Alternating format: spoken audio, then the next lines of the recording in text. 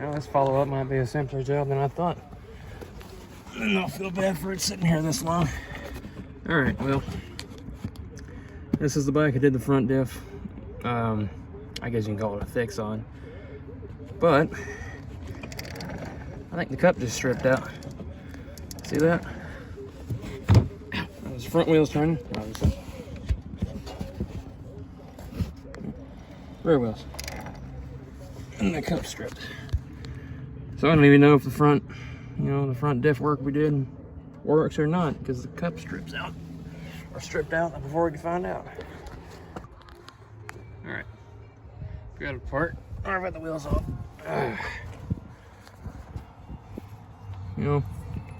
Part we rigged. Or I rigged, whatever.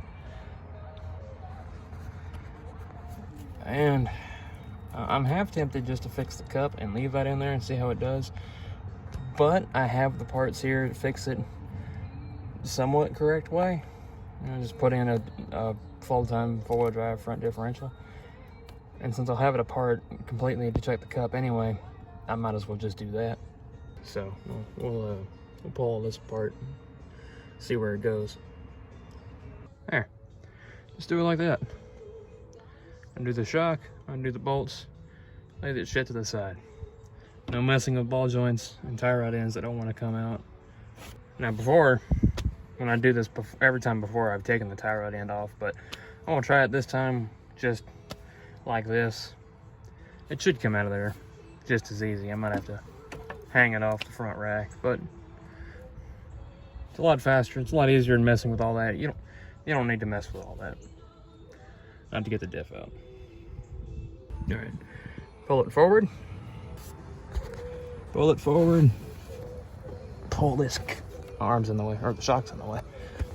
But that cup there, see if I can get it out like this. Well, pull the diff forward. Ow, hit my head.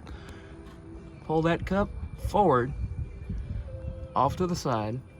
Take the shafts and the cup and push it that way, and then you pull the diff out the side here. It's really simple. I'm not going to be able to film it right now, but I'll take mine out in the future so I can get it done. Alright, this one's being a bit of a pain. I'm pretty sure that cup is stripped out. You can see where someone tack welded it. So what I'm going to do is come up here, take a brass rod, sit on it there. You can't really get a good angle. I'm going to take a brass rod, sit on it there, and tap on it and see if I can push it forward. Alright, well that worked, and you can see how corroded those splines are. I reach from this side. No, alright, other side. Flip the camera around, I'll just... You can't see it, you'll have to trust me.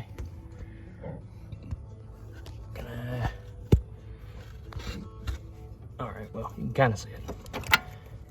Cup forward. Now I can't see what I'm doing. See it? Give me a second. Cup forward. Push it out to the side. Push it backwards. It and the drive shaft will go backwards. Put them off to the side. Get covered in grease while you do that. That's an important step. All right. Now the diff is free. All right. Now the diff's out and free. I'm probably gonna need two hands to snake it out of here. Yeah, all right, well, that's how you get the diff out. And then you just, pick your tie rod up out of the way with the whole assembly and walk it out the side. And then you got it, there you go. All right, I'll bite. It would be easier without the tie rods in the way, but they're a pain to get to up there. The last time I did this, I disconnected them from the knuckle here and just tied them up out of the way, which should be better. But I'm stubborn and I'm in a hurry. Well, not really in a hurry, but I want to do it this way. But yeah, so if you want to make it real easy, take the A-arms off, disconnect the tie rods, and it pops right out. So I don't know exactly what was wrong. I could probably figure it out and fix it, but I'm not going to worry about it. I have a 98 450 that I'm just going to swap in the all-time four-wheel drive parts, and we won't have to worry about what was wrong with it. We can just know it's in working order.